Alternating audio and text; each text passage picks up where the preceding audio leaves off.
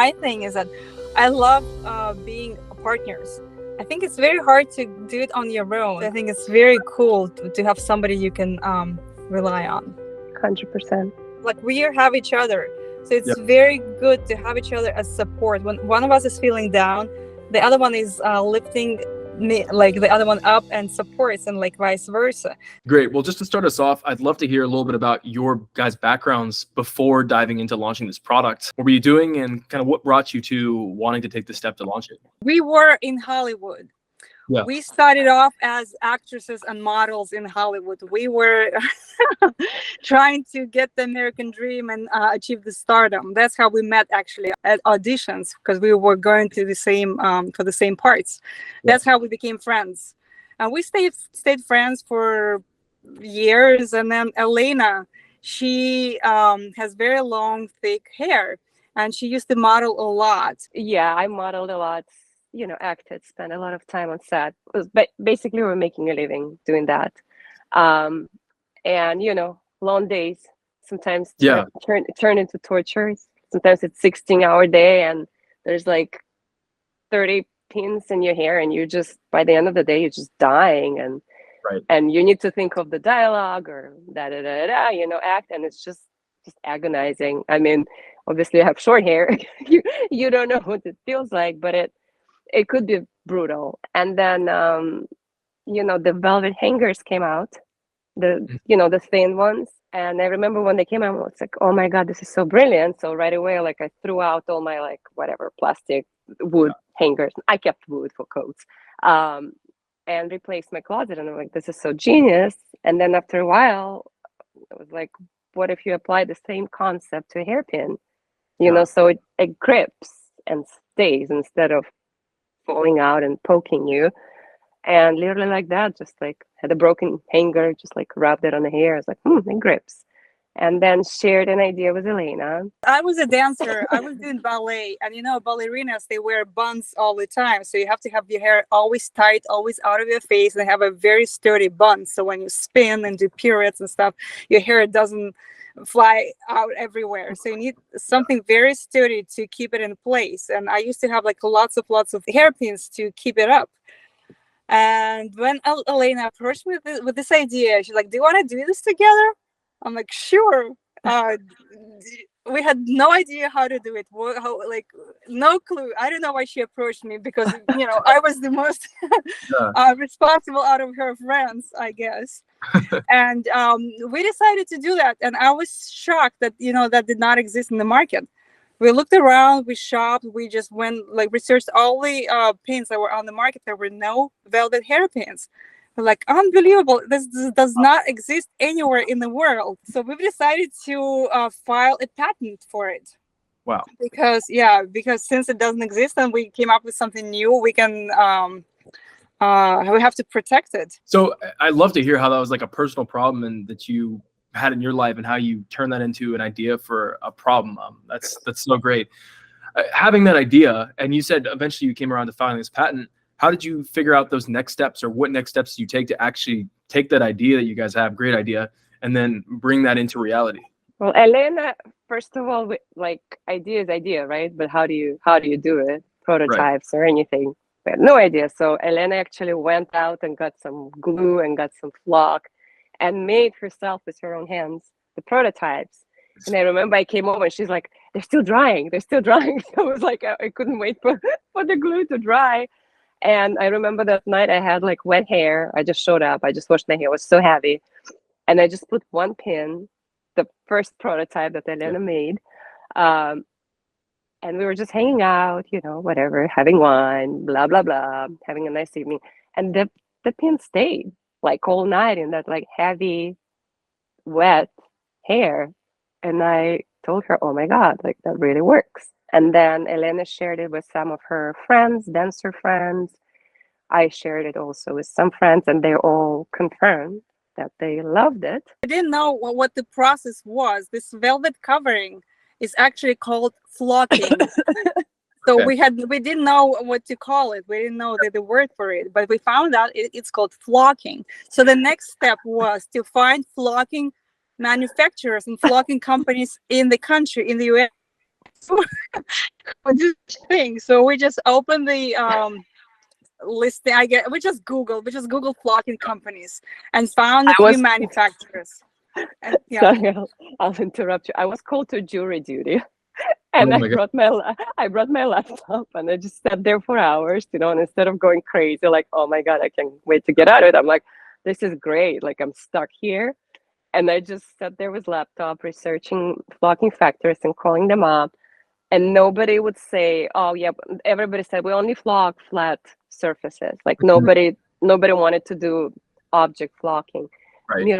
Miraculously, one factory popped up, and they agreed, and they sent us beautiful samples.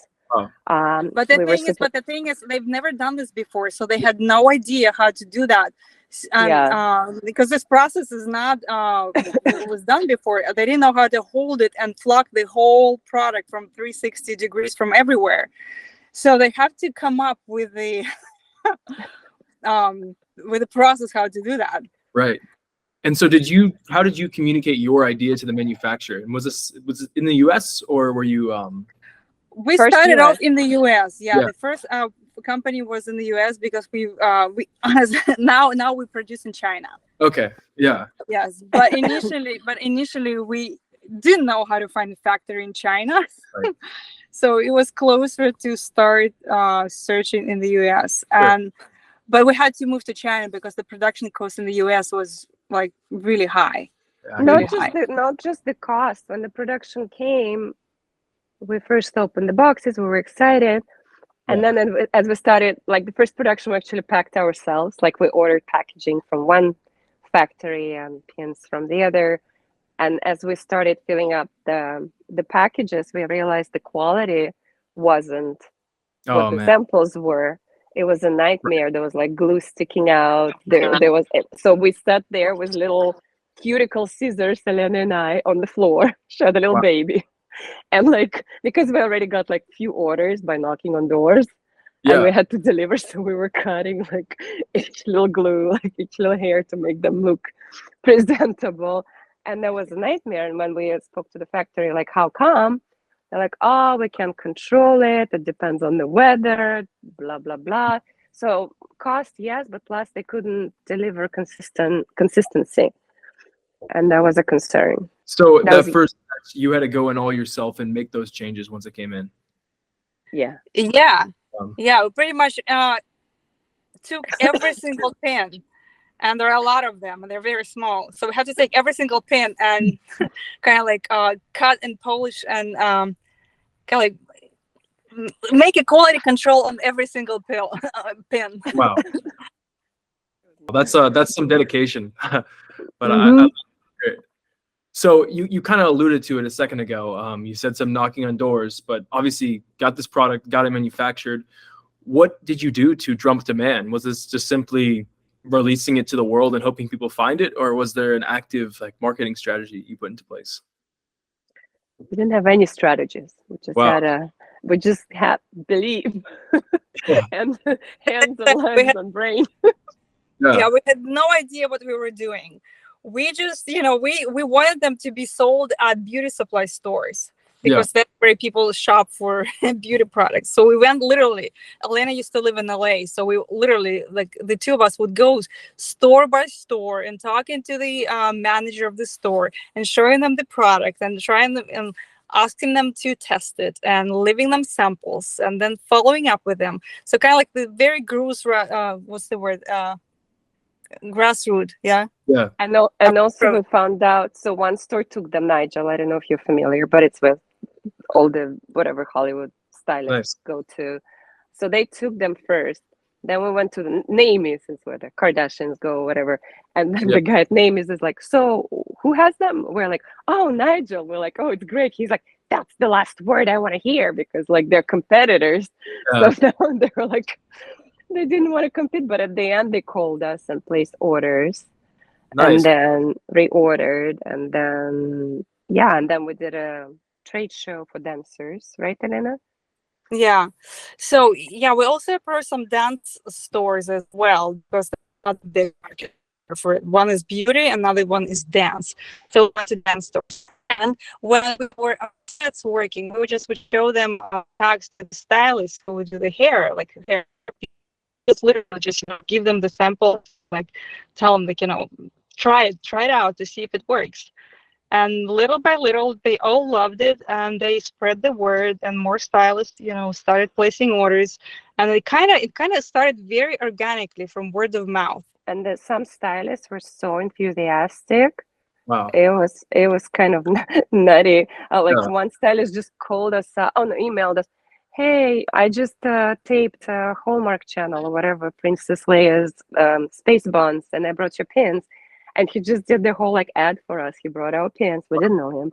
Laid them out, packaging, advertised them, everything, just on his own. And just some For people started free. We doing didn't have them. to pay Yeah. for it. Wow. Yeah, crazy. That's very cool. That it seems like you guys built a product that spoke for itself. That people appreciate it in just the product itself without any marketing thing behind it. So that's very cool. And it sounds like it definitely started off with a lot of in-person sales and shops and things like that. Yeah. At what point did you guys think about selling the product online or on Amazon? Amazon happened also by miracle. We thought of it, but didn't approach it yet. And all of a sudden, we got a message on LinkedIn, and a father of a girl said, "Oh my goodness, my girl does cheerleading competition or something, and she tried your pins, and they're amazing, and all her friends love them. Why don't you guys sell on Amazon?" And he put us in touch with somebody who knew Amazon process, who worked for them, and that person helped us to launch on Amazon. That's very cool. And how did that Amazon launch go? Did it go well, or? It went very well. At first, of course, we asked some friends for help, to purchase and leave reviews to start the wheel going, and then it just started growing and started applying strategies, right? Some ads and reviews. Reviews, most of them are wonderful, which is pretty cool. By now it's 1,500 about reviews, 4.5 star, I think, maybe higher. Looking at the numbers you shared, that looks like that's just continued to grow year after year. The results on that.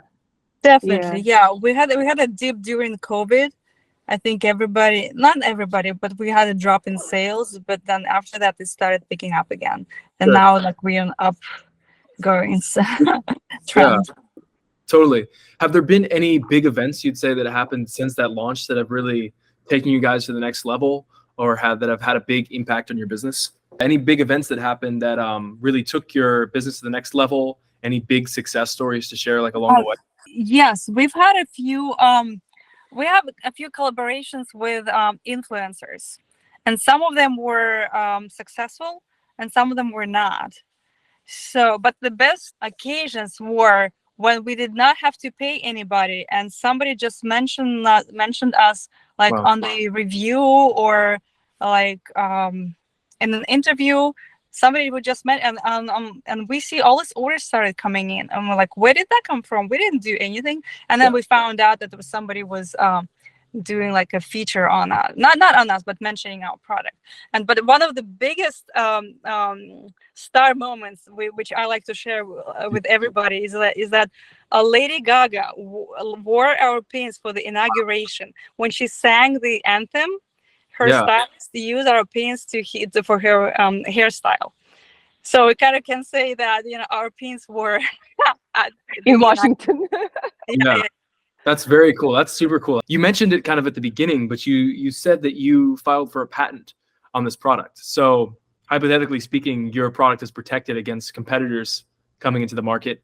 Have you still had any issues with that, or has it been pretty much still your lane to run with? Yeah. By the way, I always had nightmare dreams. Yeah. Before we got the patent, that I came to a store and somebody else is selling it, or stuff like that. Or somebody knocked us. Few dreams like that. It took few years, and all of a sudden, I think I just put search on Amazon flock hairpins, and all of a sudden I see somebody knocked us. How do you say it? No, knocked us up. Yeah. That's over. So By the way, we're Russian. We both of us are Russian, so English is not our first language. But, Of so course, yes. but part of our that's French. What I'm trying to say. Somebody copied us and started selling and started Wow. putting money in it and ads. And I found 3 of those sellers, and I just like freaked out. I shared with Elena immediately, and we filed for infringement with Amazon, and luckily they respect them and recognize the intellectual property. So we shared our trademark with them and patent, and went through the process. And they took those people down. We reached out to them first, politely asking to not to do that, but Yeah. of course they didn't answer, and instead we noticed there was like more push. They started like putting money in it, Yeah. and they took them down, Amazon, and told us that they'll look out and it won't happen Yeah. again. That's good to hear that Amazon's was looking out for you there, and that was an easy process to work with you. Take it. Yes. Yeah, totally. Well, so how long ago has it been since you launched on Amazon at this point? That was what year? Well, initially we had a slightly different model with Amazon, because we were selling wholesale to a company. Okay. And the company was selling on Amazon, so they Through kind of their acted store. as through their store. They kind of acted as a wholesale seller. Right. And, Yeah. and we started with them in 2017. Yeah, and they were doing the model like that went for 3 or 4 years, but then we decided that we want to be in control of our product on Amazon, so we renegotiated with them the model. We have brand registry and like our brand. So yeah, and now we do that for 3 years. Yeah, for 3 years. Very nice. That's very cool. I don't believe it either 2020 or 2021 when we switched. Gotcha. Okay, well, that's super cool to hear that. I mean, probably the right decision of having full control over your brand on like that, and I'm sure you guys can see all the numbers in the back end to see that. So seeing the success you've had, I mean, from the beginning, but also across the past 3 years, what's next for you guys in terms of the brand, in terms of the product? We're growing it. We just added another product. It's being shipped to us right now. Yeah, you can share what it is now. Like with the hairpins, we have it Very cool. better hairpins, but now we have better hair sticks. It's flocked velvet hair sticks. Basically, they're like chopsticks, but you put them in your hair, and they're flocked and they're velvet. So kind of like has this geisha look. It's very it's very stylized, but people love it. Like, yeah, you want to show that? Yeah. So that's our new product that we adding in 3 colors, and we adding to our line. So we're looking forward to launch on Amazon and do a big promo on that on Instagram, and just like it's like launching of a new product. Yeah, no, it's super cool. I love it. And going through this whole journey of that's very exciting what's to come and where you've been so far. What would be like your biggest advice to someone who's starting out launching a product or a business? Oh my goodness. Like what our mistake, not mistake, but why it took us so long, because we did not know what we were doing. Mm-hmm. There were I don't remember seeing any classes or any information on how to do it. Now I know, people teach you how to do that. So if I were to go into it now, I would research and kind of like prepare more and know, because I had no idea what FBA was, what all of those words were. I had no idea. But if you want to go into that, you have to to educate yourself on the process. Yeah. Well, it's very cool to hear how you guys kind of managed to figure it out without having any of those resources at your disposal, and you just learned over time and have built a very incredible product and brand from where you started. Thank you. And I would advise first research, make sure it doesn't exist. Yes. Patent search, like trademark search, whatever Google search you can make, and then and then test it, make sure it's worth your time. If you're inventing something, obviously, Of course. and with whomever you can, and I don't know, and then just go for it and stick with it. Totally. And my like my thing is that I love being partners. I think it's very hard to do it on your own. I think it's possible, but like we have each other, so it's very good to have each other as support. When one of us is feeling down, the other one is lifting me, like the other one up, and supports, and like vice versa. So there were times like when I'm traveling, when she's traveling, so we can cover up for each other. So I think it's very cool to have somebody you can rely on. 100%. Yeah, that's great. I love to hear it. Well, that was all my questions I had for you guys today. I appreciate you answering all those. Thank you very much. Great. Yeah, thank you guys for coming. I appreciate hearing all about it. All right. Thank you. Likewise. Yes. Okay. Have a good day. Bye. Have a good night. Bye.